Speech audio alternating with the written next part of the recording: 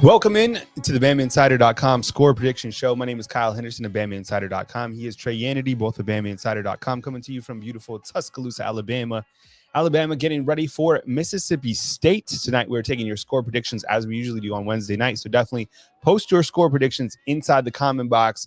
We will post those on the screen as the show gets going forward. Trey, how you been, man? I've been good, Kyle. It's it's been a little bit different here. You were out of town this weekend, so it was nice manning down the fort, getting to get the full extent of the Bama Insider Studios here. But it was a wild weekend. You obviously got to see what went down on Saturday, and Alabama fans, I know you're still recovering out there, but that's why we're here. We're gonna give you some counsel. Excited to hear your score predictions for this week as they look to bounce back against Mississippi State. But how are you doing? How's the trip? Everything's good, man. Yeah, wedding. Had a relative get married during the football season. So, you can't, when someone gets married, you never want it to be during the football season, but the wedding was great. And, happy to be back in Tuscaloosa. So, obviously people want to talk about, kind of all the angles or, what went wrong in that last game. And I think there's a lot of people starting to call out the defensive coordinator, Pete Golding. It's kind of been a theme that's been going on for the last couple of years. Coach Saban was actually asked about the defense and actually about Saban's competitive spirit. So we're going to play that soundbite here in just a minute. And remember, this is a score prediction show. So post your score prediction between Alabama and Mississippi State. What's the line? What's the most updated line on this game? I'm going to have to get an updated one. I don't want to be wrong. Am I going to say I think 17? Yeah, I was going to say 21 and a half. Right? Okay, yeah, that's maybe a little bit. And before the show, we were talking about the last time or a couple years ago when Jalen Hurts was the quarterback. What year was that, Chris? 2017, I think. 2017. Yeah. All right, 2017. Alabama was in Stark Vegas, and it was my first experience going to Stark Vegas because, it's not too far away, right? I mean, it's a hop, skip, and a jump from here. Went there. The Cowboys were crazy. It was a very loud stadium, and Alabama actually had to rally back under Jalen Hurts and won that game. So Alabama now going into this game, and I think that this team, sometimes a loss will kind of redirect you, and I'm curious to see if that'll happen to this team. It's always interesting when you do get hit in the mouth, as DJ Dell and Slade Bolden talked about, and how you respond. And if this team does have leadership, that's kind of been the theme, is about the leadership as we go into this next week. Yeah. When you lose, I think that's the one thing people want to go to. There was no leadership. Nobody wanted to step up in the big moments. And, I think there's a lot of different things you can point to. Like you said, Kyle, you want to point to the coordinators. That's a big part of it. Yeah. You want to point to the players, the drops, this, that, whatever. But, it's all part of the message. And I think, if they were preaching something else, if they weren't looking for some leadership in this time of sorrows, then I think you might get a little bit worried. But this team is Leadership University. And I think multiple guys probably stepped up at halftime throughout that game, after the game. And, they've stepped up this week as well. So it's going to be interesting to see how they respond. I think that's the biggest thing. Let's wait and see how they respond. I got back Saturday night after our coverage here on Bama Insider. And, I was scrolling through Twitter, kind of upset because, everybody's just writing the narratives and getting after this team. And I get it. And, a lot of the tweets I saw were, this team's got to get X amount better, got to get this much better before they play Georgia, or they're going to get stomped. And I agree with that. But I think it's important to wait and see. Let's see how they respond against Mississippi State. That team on Saturday, they're getting stomped by Georgia. But maybe this team on Saturday against Mississippi State is a team that, blows you away. So let's see how they respond. And, we'll see what we have in January. But overall, just continuing to recover this week. Yeah, Chill Will already going crazy. Oh, man. Inside the comment box. Our guy, back-to-back nights, Chill Will. Back-to-back nights, Chill Will keeping the BamaInsider.com family fed. So we appreciate you, man. Thank you so much. Crowd's going crazy over here in Tuscaloosa. So Chill Will, we appreciate you, man. Super chats is appreciated.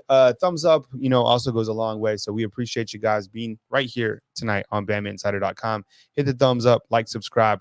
Now, we had someone inside the comment box. What's up, John Martin? We see you, man. Thank you so much for being here. Ronnie Jones, he posted this right here, and this is a comment that he had. Go ahead and read that out, Trey, if you can. Yeah, Ronnie Jones coming in from Facebook. Thanks for the comment. In Nick Saban's press conference, he said that he felt like it was his fault that he didn't affect the players and the rest of the staff as well in a positive manner. If you remember, Saban always said that if he feels like he couldn't affect people in a positive manner, he would retire. So this is certainly unnerving, as Mr. Jones puts it there. Thank you for the comment. I think that's all true. I mean, that's really kind of been the message this week. And you know what, Ronnie, I thought I don't think that Saban's obviously going to retire, now. But I think you're right. Like when he was talking about that, and we'll play that soundbite in just a minute. I was kind of thinking that as well, because Saban said when he couldn't positively affect the program, that would be the time for him to move aside. With that said, Saban also talked about the competitive fire within himself and said that he does have a lot of positive, kind of an outlook in a really fiery competitive spirit still, as he gets ready to turn 7 years old on October 31st. So if you're looking for birthday presents for the coach, I don't know if you guys saw me tweet like one of the photos that I saw down in Florida. Yeah, it said like these that's so I was like, man, should I send that out to the GOAT? Here is that comment from Saban. It's at the 450 mark. I'll go ahead and get right to it. I thought it was a good soundbite, and I thought it was a good question overall. So here's Saban talking kind of about the defense and about his competitive spirit. In this press conference, you can watch in its entirety. It's on our YouTube channel right now. Let's see if we can get it lined up for you really quick. When the defense doesn't play up to the standard that you've created at Alabama, does that sort of stoke your competitive fire for the next week? What's your mindset entering a week like this as an old defensive coach? Well, I mean, I've always got competitive fire because I respect, what it takes to win. I respect what it takes to prepare to win. And I try to do it every week, and I try to get the players to respond to it, each and every week, so that they have the best chance to create value for themselves when they go out and play. And when players don't play well, they don't create value for themselves, and they don't create value for the team. And, we made too many mental errors, didn't tackle well early in the game. And I think all that starts with your mindset in terms of the intensity that you have, the focus that you need to be able to go out there and compete against good players in tough environments. That's as difficult a competitive situation as, you're going to be in. And, what defines, great competitors is people who can be their best when their best is needed. And I think people evaluate that and look at that. So that's something that I'm always trying to help the players have the best opportunity to do. Now, I have pride in performance too, not just for the defense, but for our whole team. And it's very upsetting to me when the team doesn't play well, because I feel like it's my responsibility and I should be affecting people. I'm talking about players and coaches and everybody in the organization in a way that, our team is well prepared so that they can go out there and play well. So that's, I'm kind of a perfectionist when it comes to that. And it's really, really, tough when you don't feel like you got things done the way you'd like for them to be done. All right. So there was Coach Saban's comments tonight. I thought it was a really good soundbite. And I think that, Saban clearly taking, accountability for Alabama's loss to Texas A&M and talking about his competitive spirit. We continue to see Coach Saban put together these magical seasons. And it's interesting that Alabama, they've only gone undefeated a couple of times under Saban. There's always kind of been that one loss kind of down the road. Since I've lived here, I believe that Alabama has only lost 5 times. That's it. And I've covered 3 national championship games, which is crazy to think about. But those are the expectations, and that's the standard of Alabama football. Now, this is Mississippi State week. Alabama travels to Starkville once again. Nick Saban was asked about the Mississippi State passing game. I believe that they've thrown for, is it the most, Chris, do we have those numbers? Is it the most yards or it's a lot in the country? I mean, it's the air raid. It's coming from Mike Leach. So he's got a ton of yards. Look at Rodgers. I mean, 1862. My goodness, right? I mean, a couple years before the Civil War right there.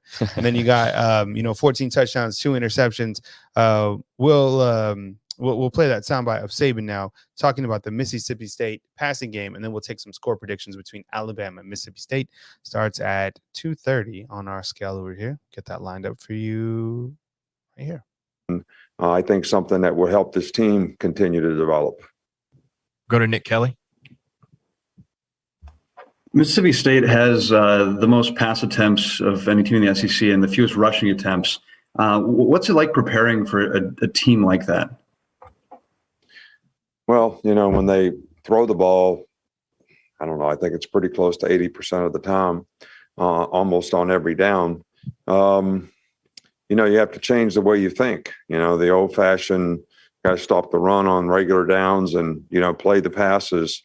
you got to kind of change to, we got to stop the runs, but, we got to play really good pass defense on every down, because a lot of their passes are control game, get the ball out quick, short, gain 5, 7 catch and runs. So you got to break on the ball and tackle well.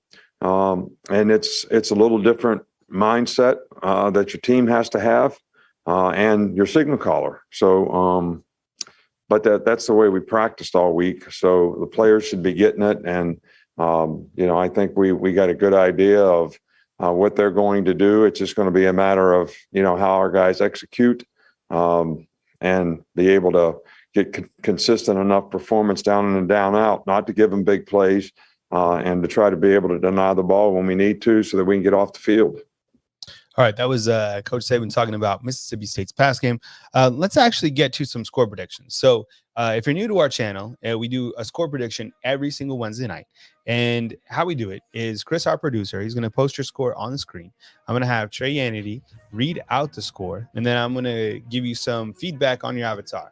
I think we're starting to see more and more avatars kind of populate inside the comment box. So let's see how it goes. And we'll do this periodically throughout the show. So right now, it's time to post those score predictions for Alabama and Mississippi State. Remember, Alabama, a 17.5-point favorite in this game. It's getting better and better each week. We had somebody change their avatar during the prediction show. So maybe we'll get something like that again this week. But let's get it started with Jeffrey. I'm going to say Kate's here. I'm sorry if I'm mispronouncing this. It could be Cats. It could be a weirdie. I don't know. Bama 48, Mississippi 10. A nice, wholesome profile picture here. Yeah, and Chill Will, we see you, man. We're going to get to you in a second. But I got a comment on this profile picture. It looks like they're up in Gatlinburg, and what a nice place. Tennessee, if you haven't been to the Smoky Mountains, go to the Smoky Mountains, visit it, stop by, grab you some nice whiskey up there, enjoy the mountains. Now is a perfect time to go to Tennessee, right? And especially coming up, you got Tennessee, Alabama, the third weekend of October. Of course, that'll be in Tuscaloosa. Let's keep it rolling. But wait, let's fire up Chill Will. Man. Oh, man. Chill Will. Seriously, Chill Will is keeping families fed. He's paying the bills over here. So, Chill Will, we appreciate you more than you know, man. So, thank you so much. Remember, super chats definitely appreciated. So, our thumbs up on this show. Go ahead, let's keep it going. Yes, sir, Chill Will. Let's move it along to Jasper Fegans, a very consistent predictor here. Good to see you again this week, Jasper. 42-17.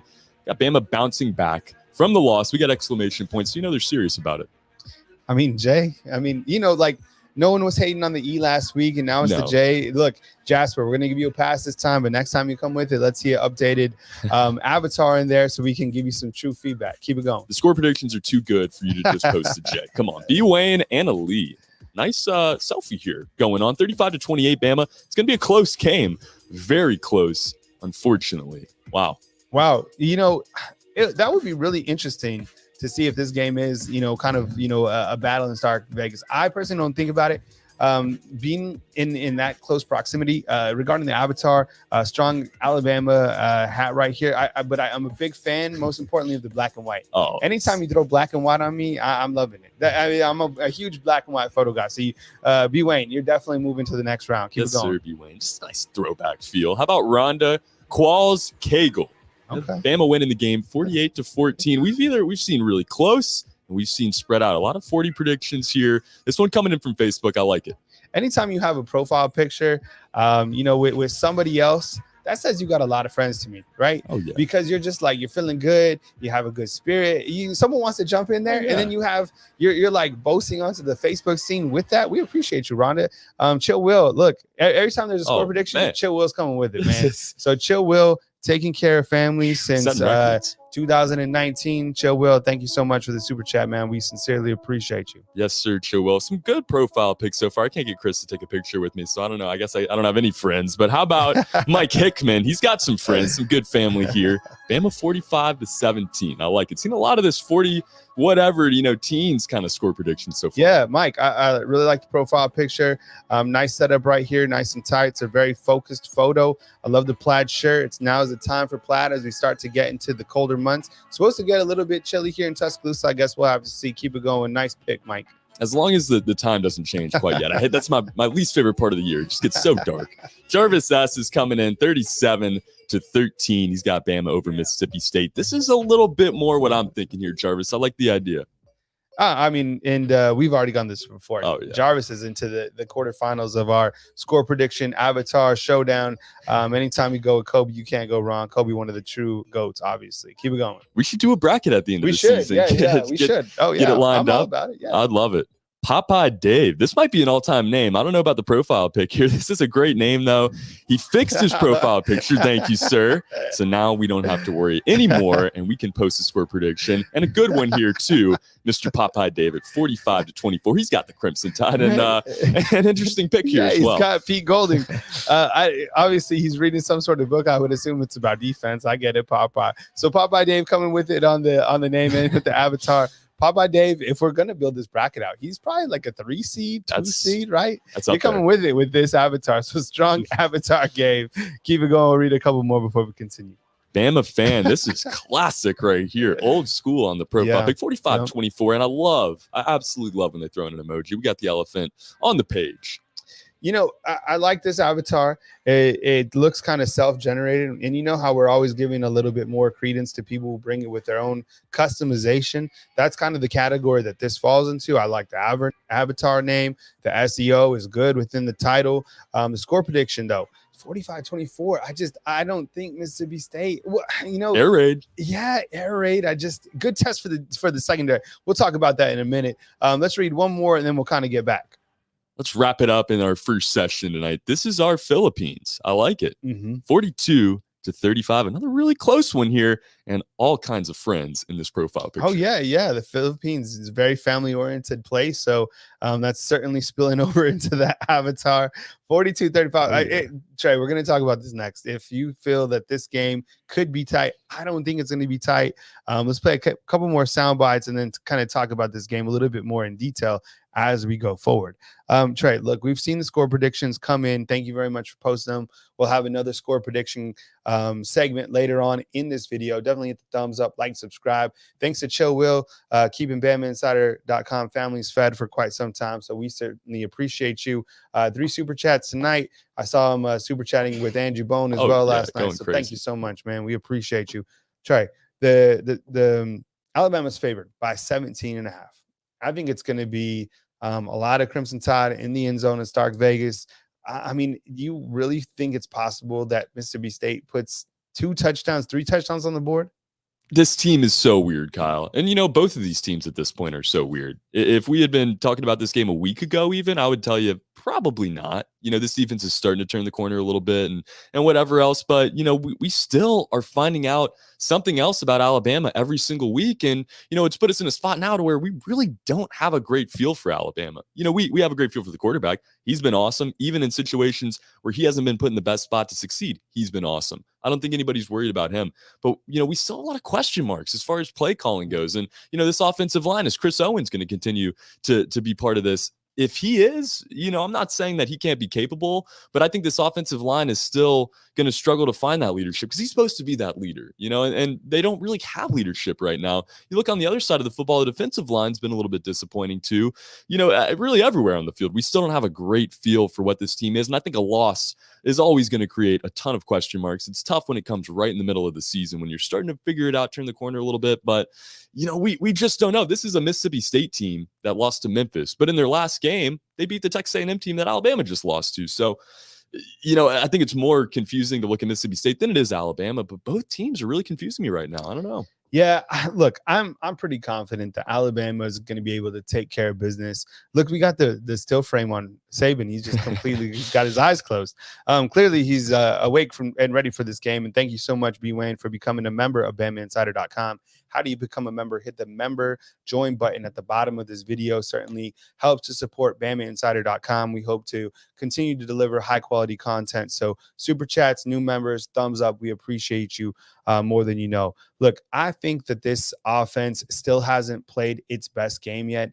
I've already had a video kind of talking about the red zone in last week's game. I don't want to kind of talk about that again and kind of say things that I've already said.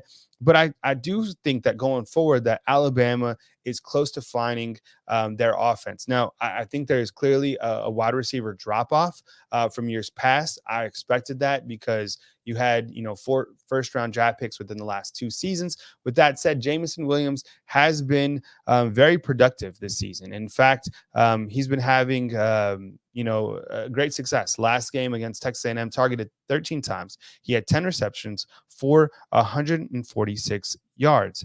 And Coach Saban talked about Jameson Williams today. And let's play that clip right now. Go to Charlie Potter. Hey, Coach. Just what kind of spark has Jameson Williams provided for your passing game up to this point? Well, I think really, he's done extremely well. He's got great speed. He's a vertical threat on every play. I thought he played really well, last week. I think he had 7 catches or whatever.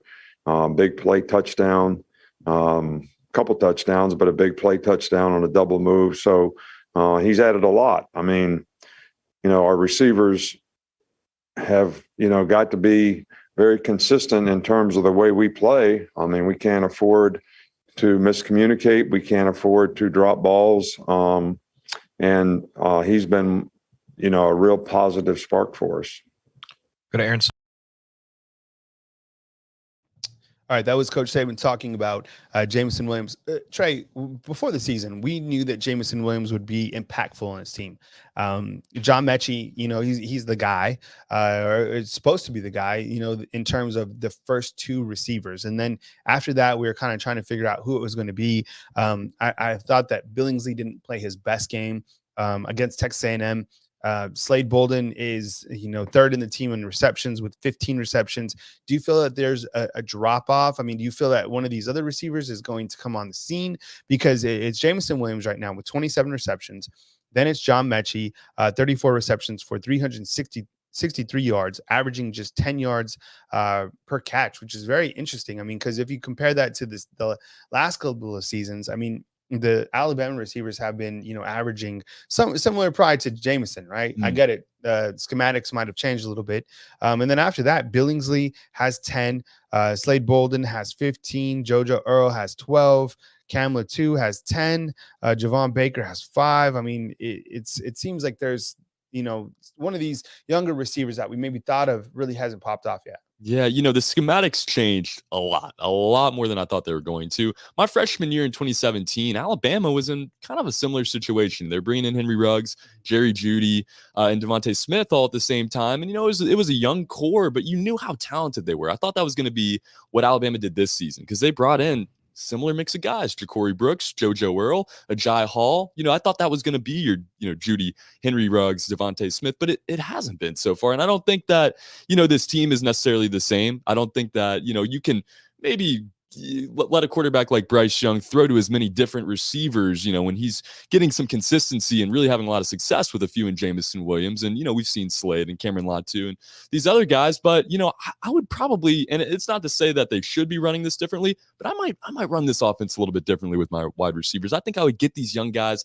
more reps right now, get Ajay Hall in, get Ja'Cory Brooks in, give these guys a chance. And it's not to say that Slade Bolden doesn't deserve to continue to get reps or, they don't continue to work the tight end as much as they do. But, I think there's a real opportunity to tap into this raw talent that you have in your receiving core. They're young. They don't have the namesake that these other guys did at Alabama, but I think they could one day. And I think getting them the reps now is important. Obviously, last weekend, you needed to change something up. Maybe it was getting some of these other guys in the game, but it has been, I hate to say it, but it's been a disappointment so far this season from John Mechie. And I think that's because we set the standard so high after, what we saw from Devontae Smith and Jalen Waddle, even, maybe more so last year. We thought he was going to have that Heisman season. And then, the other guy does. So I think the bar is just set so high at this point. It's hard for these receivers to match that. And when Jameson Williams comes in and immediately figures it out, it's easy to, say, why isn't John Mechie doing this? It's obviously not that hard, whatever. But, just giving it more time. We're 6 weeks in. We got 6 weeks to go, and hopefully more after that.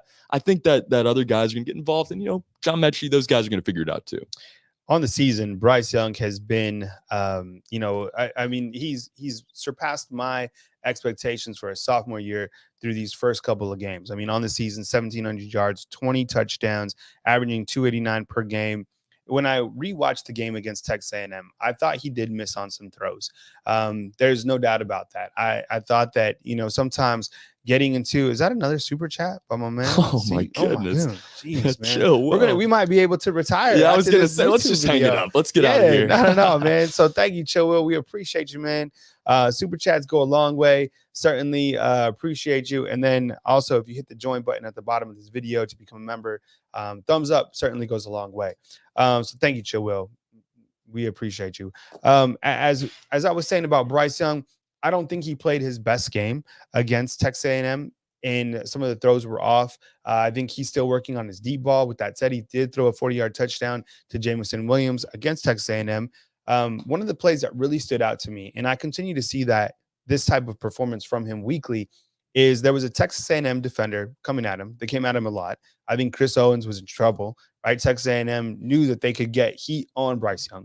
Bryce Young ducks a defender and has the ability to keep his eyes downfield, kind of throws it like Patty Mahomes and hits Brian Robinson. I mean, what's kind of your take on Bryce Young through these first, 6 games? The more we see him play, and this comparison is more than out there at this point, but he's Aaron Rodgers. I mean, this dude is Aaron Rodgers 2.0. The way he uses his legs and the way that he can throw on the run and just get so much torque with his hips, it's the same exact motion that you see Aaron Rodgers use on Sundays. And I think Bryce Young needs to continue to work on that deep ball. The touch hasn't been there at all times. We saw it on Saturday, but the decision-making just continues to get better and better. The athleticism, we saw him run it a little bit more on Saturday, maybe not quite at that run total we would like to see. I know he doesn't like to run very much, but he's going to get that deep ball down. He's going to get that touchdown. We're seeing improvements. After Miami, I don't think we could have seen many improvements. I think we got a more realistic take against Mercer and Southern Miss. And as it's gone on, we've seen him continue to get better. Now, his offensive line, I think, is going to, make or break this season, make or break his Heisman chances even, because they've been so inconsistent. We don't really know what Bryce Young is capable of at this point. I think, we need to see the deep ball maybe a little bit thrown a little bit earlier. I think that's been the biggest thing for me, at least, because, after watching Mac Jones last season, it was the timing is, it's just not quite the same, but he's coming along. And, like I said, on Saturday, I don't think you can put much blame on Bryce Young. He did all he could. His line let him down at times, and there's a lot of drops. There was. Let's look at the Pro Football Focus grades, and I'll kind of explain this to you. If you guys are new to our channel, I post the Pro Football Focus grades. It makes a lot of people mad because the grades are what they are. Like there's former coaches and college players, and then they regrade these games after watching, Alabama play, and it's for all teams. And then they give the players an actual grade out. I'm not in charge of the grades. So before you write me an email that you're mad, I had nothing to do with it. With that said, they're just numbers. The higher the grade, the better the player performed. If you see a grade in the 60s, that's more like a C, because there's a whole explanation with inside Pro Football Focus. Now, a grade like 60, that would be clearly, a D. And then anything really over 85 to that 90 level is exceptional. So let's kind of look at Bryce Young right now and kind of look at Pro Football Focus grades. Now, look, these are different from Alabama coaches' grades. Alabama, the coaching staff, they grade the team and the players after every single game. These are not those grades. These are Pro Football Focus's grades.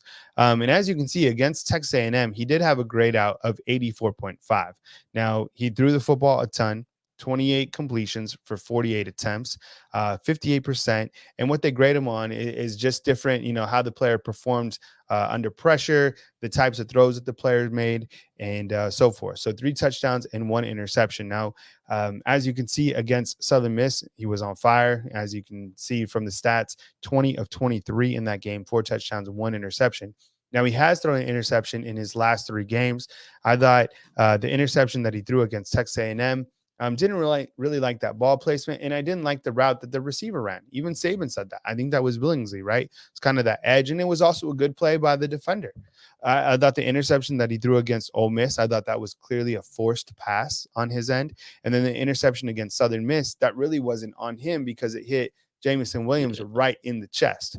So, let's say he has 2 interceptions at this point that are truly on him.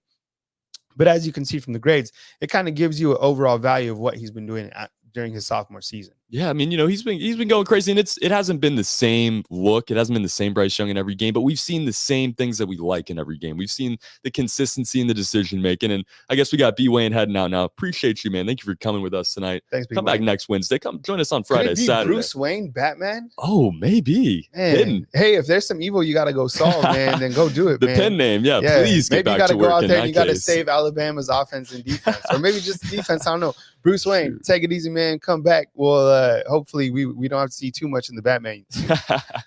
No doubt about it. But, Bryce Young's had to be Batman at times this season because his team has been inconsistent with him. And Chris and I were talking on the way over here tonight. This is what happens when you have this young of a team. That offensive line was gutted by the NFL. It really was. Obviously, you have a first-year starter at running back. You have a first-year starter at a lot of these positions on the wide receiving core. Jaleel Billingsley got a lot of playing time last year, but he's not being reinserted after missing time. And there's just some inconsistencies that I think are creating problems for Bryce Young, but he's handling it all so well. My overarching narrative, we're always looking for themes, everything else. My biggest narrative coming into this week is response. How do you respond? And, that's a big thing I look at week to week with every player. And I think Bryce Young, every time he's faced adversity, anytime he throws an interception, a sack, this, that, whatever, he's flushed, he responds so well. And I think that's why why Bryce Young is going to have a lot of success the rest of the season. But, I've seen crazier things happen. I think 84 was a fair grade for Saturday. Like I said, I don't know how much you blame that game on him. But overall, I think we see those numbers continue to get better for Bryce Young. Okay, so here are the overall grades. Now I'm into grade mode. I love numbers. Like if you know me, I know numbers. Like I like to look at numbers. I'm a very analytical person. The grades, I don't get too crazy about the grades. I used to when the grades first came out, I was like, these are the actual grades. And then someone sat me down who was smarter than me, and they're like, look, the grades are what they are. They're not like the complete grades, but at least they give us a reference point, right? Yeah. Because we're not grading the players, but there are people that have a business that's their job and they're grading these players. So at least provides a reference point. And then when you pair that reference point with what you've seen on the field and watching the game, then you can start to have a little bit more to talk about. So what I'm going to do, I'm not going to go through the entire grades, but I wanted to point out the offensive line grades. And let me read this kind of through because it can get confusing. So the total TOT, that's the total number of snaps that the player has played this season. And then their offensive grade is on the far right of your screen. So you pair up the more plays that a player plays, the better the grade. Now, if I looked to like at the bottom, you see that Pierce Quick, he's only played in three plays. How can you grade him, right? You can't. It's like batting average almost. Thank you. That's exactly what we're looking for. So let's just start at the top. Javon Cohen, the guard position, 419 snaps, and he has a grade of 62.1.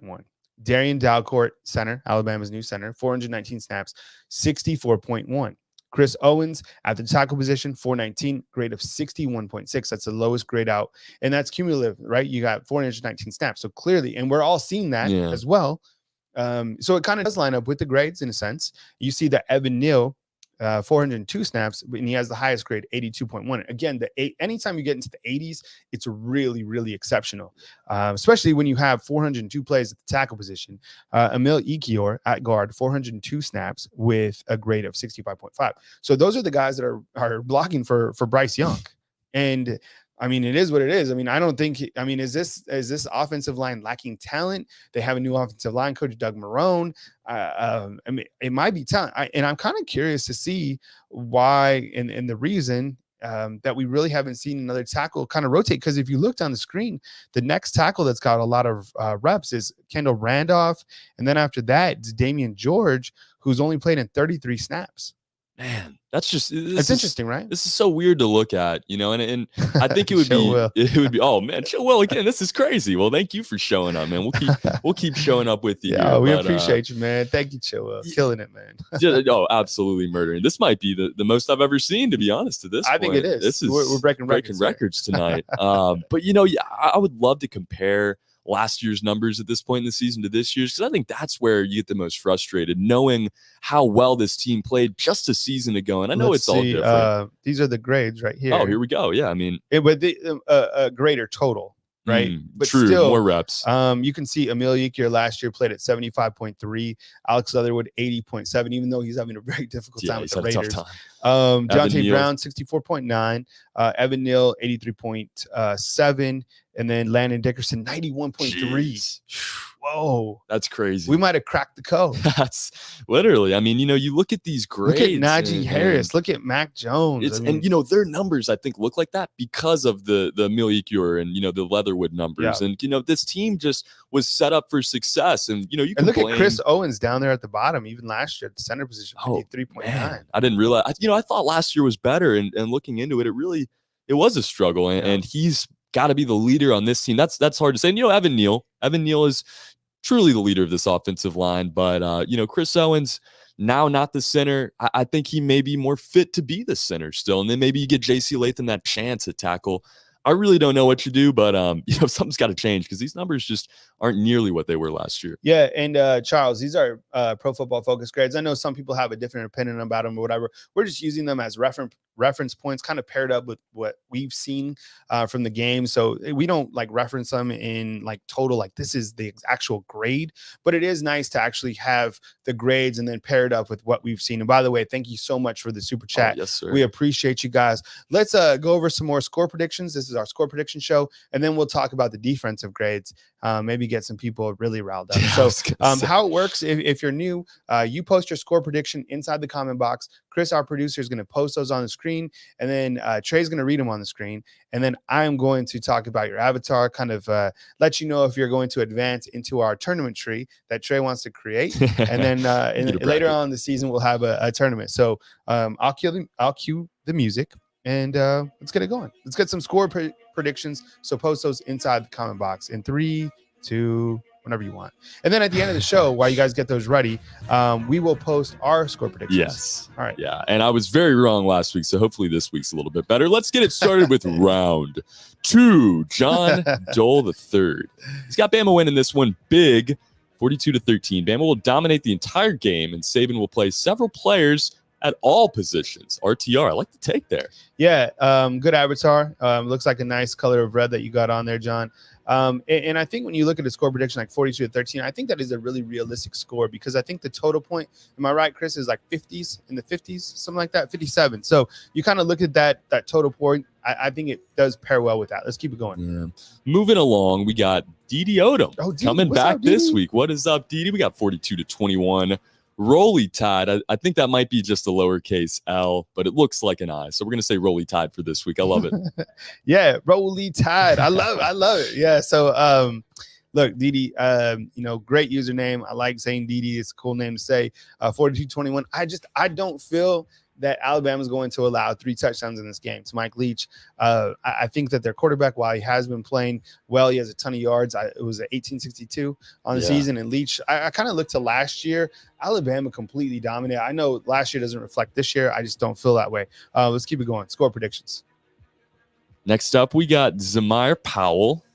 I might have mispronounced that. Correct me in the comments if I'm wrong. I just went for it. Maybe Zamir. Zamir. Yeah, we'll get your take on it in the comments. But he's got 45-17. Bama in lowercase, a little bit lower key here. I like it. Yeah, I think 45 points again. I'm not. I don't feel that Alabama's going to score a lot of points. Kyle Banks, what's up, man? Like the first name, by the way. Z. No one's hating on the Z. I've always liked that letter in the alphabet. So, thanks for posting. Next time, maybe we can get a full avatar, and then we can give you kind of the full spill on the avatar. So let's keep it going. Got to update them if you want to be part of our bracket challenge here at the end of the season. But this one, I think might make the cut. Kimberly Harmon, she's got Alabama 34, Mississippi State 10. And this one is Roll Tide as well. In the lowercase, everybody's feeling that tonight. I like it. Yeah, Kimberly, she's been a big supporter of Bama Insider for quite some time. This is a great family photo, very wholesome, very happy. Loving it all the way. You definitely might be cruising through the next round. Keep it going. Let's go on to here we go. I got to take a second here. Who's your mama? It's just all one word. I was trying to make this way more difficult than it was. It's straight up. Wow. Who's your mama? Who's your mama? They got 38-24. Bama, another 24 here. And this one looks like a pretty complex profile pick from what I can tell. What do we got? Yeah, I can't really get a good read on it. I'm going to kind of change it up. I think it's a mud run. I think it was a fun run. That's what we got. I think if you go, it does look like they might be somewhere in Utah coming out of the lake. They went in full closed. Who's your mama? Feeling confident. I like the swag. 34 to 38-24. Don't really like the score prediction, but I do like the avatar, and especially the username. Anytime you come with mama jokes, I'm all in for them. Okay, let's keep it going. It's a nice shot, action shot there on the mud run. Jay Sports Cards, good to see you back on the channel. This is nice. Bama will win it 38-21. The offense will do well. The defense steps up better. This is not necessarily overall, steps up better than last week. I like the take, and this is quite the family photo here. Is this a family photo? Jay Sports Card, are you coming with it, man? Because you got a great family, man. Yeah, I like the looks. And it even went with like the green screen in the background. So Jay Sports Card, really good avatar. Keep it going in the score predictions. Let's move it along to Brian Green. Yes. This one, the off-centered selfie going here, 34-20. That's hard. Bama. Yeah. Brian, you've been a fan for a long time. I always see you inside the comment box. Thank you so much. It's the first time I get to take a up close look at the avatar. I mean, everyone's done this. Oh yeah, everyone's rocked this kind of. Did this today? You're cruising. Yeah, exactly. You're cruising. You're feeling good. Yeah. So I like it. It's all good, Brian. All right, keep it going. Thanks for the prediction, Mr. Green. We got Sheldon Ray coming in next, 56-17. Alabama Pete Golding will not be the defensive coordinator next year, but I guess as far as this game goes, they're going to hold him to 17. I like it. And our first car of the night here with Mr. Ray. Yeah. All right, Sheldon. So what we do when we have a vehicle, we need a vehicle on the soundboard, right? Every time you have a vehicle, I want you to tell us what type of car it is. If you want to give us the mileage as well, we'd like to hear about your car as well. So Sheldon, hit us up with the make, the model, the mileage inside the comment box, and we'll go forward. 56-17. I like this. And then he's just dropping a mic drop at the end. Saying Pete Golding. Someone on Bama Insider came on today, and they told us, they're like, I heard that Pete Golding is no longer calling the plays for Alabama. That's what they said. And I think that happened. Did it happen at Ohio State just recently? Yes, as well? it did. Right? I think.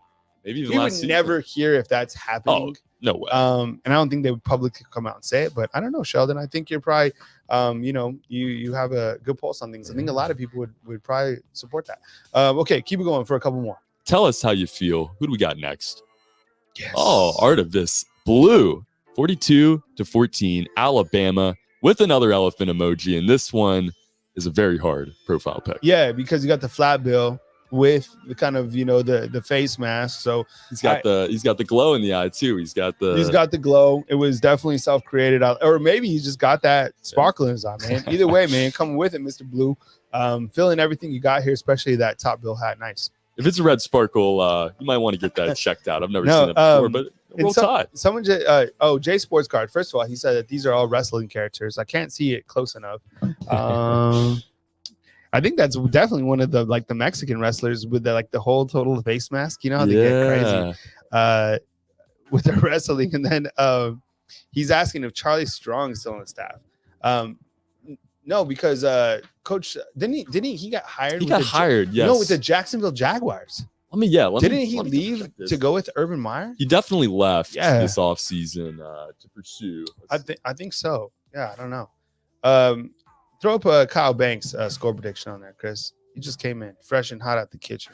Yeah, Jacksonville Jaguars. Yeah, I told you. Assistant linebackers coach. Yeah, so he's out there in Jacksonville. I used to see him cruising here in Tuscaloosa. He was cool. He looked like he always was in good spirits and very well put together individual, always just chilling. Kyle Banks, first of all, love the name, love the K. Banks, everybody loves Banks if you got a little in the bank. So 50-10, this probably looks like a realistic score prediction in my opinion, because of the fact that that total, I think, is like 57. It's 57, right? So that's right on the nose. Okay, I like it. Get a couple more. And then we'll go back to those defensive grades on Pro Football Focus. And real quick, we got to read this out. Sorry, Chris, to click off, but Sheldon Ray did give us the full explanation here. Out. It is a 2001 Ford Taurus, nothing special. His dad and I did a little bit of engine swap to get the 4.6L double overhead cam and a small shot of nitrous. Oh, my goodness. Hey. Fun car on the street, if it's street legal, man. I love it. Sheldon Ray. So, you know what? So, there was a Taurus that it was like a SHO Taurus. And it didn't have nitrous, but I'm telling you, it was fast. It was a very fast stock car. And, the Taurus isn't known for, I was going to say, what is everybody tricking out the Ford Taurus? Yeah, no one's really adding nitrous. This is the first time I've ever heard of nitrous being added to a Taurus. I'm really interested to hear more about this, actually. But that SHO, I think it was a SHO, man, it was fast. I bet. Okay. Definitely fun on the street. Thank you, Sheldon. There. We appreciate that, man. Love the explanation. Let's take it back to Crimson Woodworking. this is a really cool profile here. And we got 41 to 17. And a question as well, when will Jeremy Pruitt be available? Yeah, I think that first of all, the avatar is nice. It looks like a buzzsaw because Alabama's a buzzsaw, but it goes along with the logo. This Crimson Woodworking sounds like an organization. Chill Will still going crazy inside the comment box. We appreciate you. We'll post that in just a second. But is Jeremy Pruitt still available? I don't think so, because at least right now, I think there's something going on with him and like the SEC and kind of the way that things turned ugly at Tennessee. A lot of people want Jeremy Pruitt back.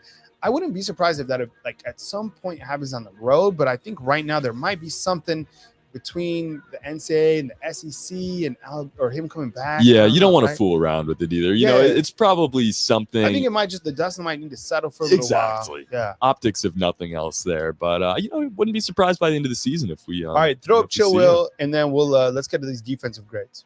Chill Will coming in again with the super chat here. Let's get those likes up. Appreciate the Chill support. Will this is crazy. Man, killing it. We appreciate you, Chill Will. Thank you so much. All right, let me get to these defensive Pro Football Focus numbers. And see if I can get those on the screen. And again, this isn't, don't take these grades too serious. I mean, kind of pair them with what you've seen on the screen. Cue down the music just a tad. And add the Pro Football Focus grades to the screen. So again, the player's name on the far left, TOT represents total. That's the total number of snaps the player has played on the defensive side of the ball. Defense, DEF, is the actual grade that Pro Football Focus has given this player through their total number of snaps. The more snaps that you played, the better the grade. Kind of you get better data points with that grade. As Trey said, it kind of works like a batting average. Jordan Battle, playing at safety through 6 games, 363 total plays, 74.3 grade out. And don't look at a 74 as a C, kind of look at it as a B. That's what they've explained to us. So not bad. And Saban had some good things to say about Jordan Battle most recently. Now, this is concerning. These next two are very, very concerning. Christian Harris and Henry To'oTo'o. 351 snaps played for Christian Harris, and for Henry To'oTo'o, 332. Those grades are clearly really unacceptable. 53.0 and 45.7. This is I really didn't expect, because I hadn't seen these numbers, to be honest with you, since the Southern Miss game. I did not expect it to look like this. I mean, 45.7 from the guy that is supposed to be the leader of this defense as far as, communication goes. He calls the plays, and he is that guy in the middle. I think some of this, and I don't want to hop on this train now. I support everybody that is currently part of this staff and whatever else, but I think some of this does come down to coaching. Sometimes he is being blitzed on certain plays where it just doesn't make a lot of sense, and that puts him way out of position. I think at times too, he puts himself out of position with the way he's trying to call plays. So, some of this, I think, does come down to coaching and stuff that's not in game necessarily, but regardless, if you're at a 45.7, something's up. Got to change that. Yeah, I think when you look at the the grades overall, I mean, the two grades that really jump out, Phil Mathis, he's only played in 177 snaps, so let's kind of get more data points. But overall, through 177 snaps, 87.9. I thought Phil has played well this year, to be honest. I think he's a guy who is he's played tough inside the trenches. And then Will Anderson with 82.4. And again, as I said, don't look at 82 like a B, like at school. Once you start getting into the 80s, you start getting into players who are performing exceptional. But let's kind of, I think we lost the screen. Oh, I'm sorry. Let's take a look at, because some of these other grades are really, really bad. At least on here. I mean, Josh Jobe, 56.5, DeMarco Helms, 60.3, Drew Sanders, 66.7. By the way, Saban said that Sanders will not be available for the game against Mississippi State. So he'll be starting another freshman at the outside linebacker position opposite of William Anderson. But I was curious, if we just look at 2020 for reference points, and again, you have more plays to work with, so the grades are going to be a little bit higher, I would assume. But just for reference, you look at Josh Jobe, played 77.1, Patrick Surtain, again, first round pick, 90.1. Dylan Moses struggled, and so did Daniel Wright there, 51.3. It's interesting to me that Dylan Moses, Henry To'oTo'o, Christian Harris, even Christian Harris right here, 62.1, they all have the common denominator is they play the inside linebacker position. Now, the inside linebacker position the coach is Pete Golding, right? Who's also the defensive coordinator. Let's kind of look to 2019 for some more data points. And as you can see, Shane Lee played at the inside linebacker position, also had a 49.1. And then Christian Harris, who was also just a freshman at the time, 67.9. That's really been the highest inside linebacker grade that we've had. I don't know if can we go down to 2018? So 2018, again, when you look to the inside linebackers, Dylan Moses had a 67.7, and then Mac Wilson had a 72.2. That was kind of before the Pete Golding time, right? Should we take a look at one more for a little bit more reference? And in 2017, let's see, the inside linebackers, you got Rashawn Evans, 82.4. And let's see. Oh, and Mac Wilson, 70.2. So were those players better than the players are now, I guess, or is it coaching schematics? Well, I don't know. I mean, one thing that I certainly do notice when I watch Alabama's defense is that if you watch the pre-snap, and help me if I'm wrong on this, in the pre-snap, it feels like there's a lot of Alabama players, I'm talking defense specifically, that there's a lot of players just kind of moving around and jumping and hopping and skipping. Like everyone's kind of like rushing. Like it seems to me like there's a lot of movement pre-snap.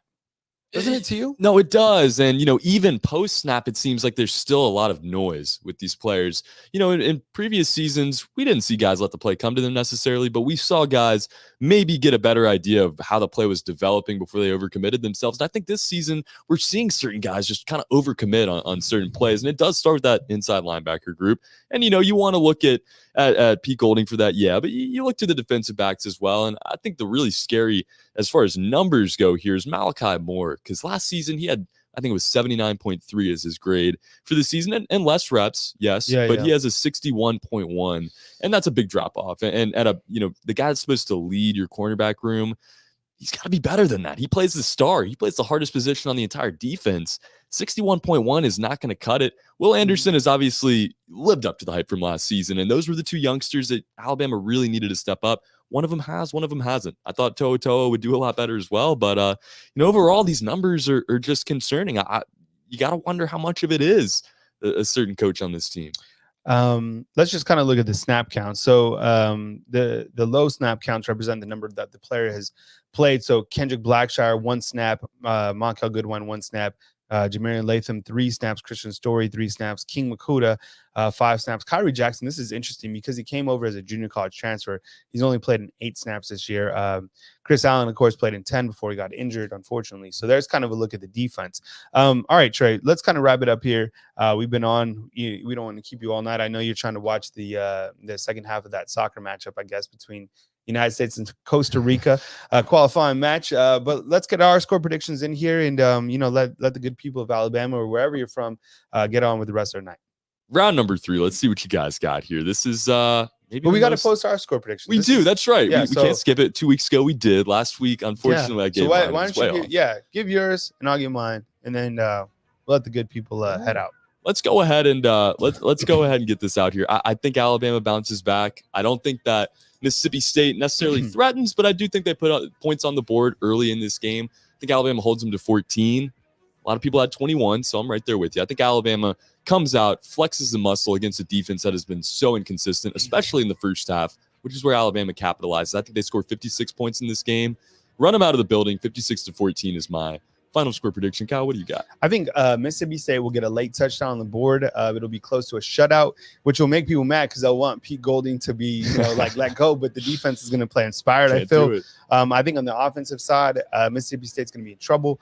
I think that Bryce Young has a monster game, and I think Alabama wins by a score of 48-7. I like it. 48-7. Man, that might be the biggest separation. Everybody in the comments included. I like it. No, I think Alabama's going to Stark Vegas with business to take care of, and you're going to see Saban's competitive fire continue to roar as Alabama goes through their back end of the schedule. Fam, thank you very much for watching our score prediction show. Hit the thumbs up, like, subscribe. Special thanks to Chill Will tonight. coming through, making it rain almost every single 5 or 10 minutes with all the super chats. Simple thumbs up goes a long way. Also, thanks to B Wayne for becoming a member. How do you become a member? Hit the join button at the bottom of this video. We sincerely appreciate you guys being here, watching us, and supporting us right here on BamaInsider.com. From beautiful Tuscaloosa, Alabama, I'm Kyle Henderson. He's Trey Yanity. Have a good night, everyone.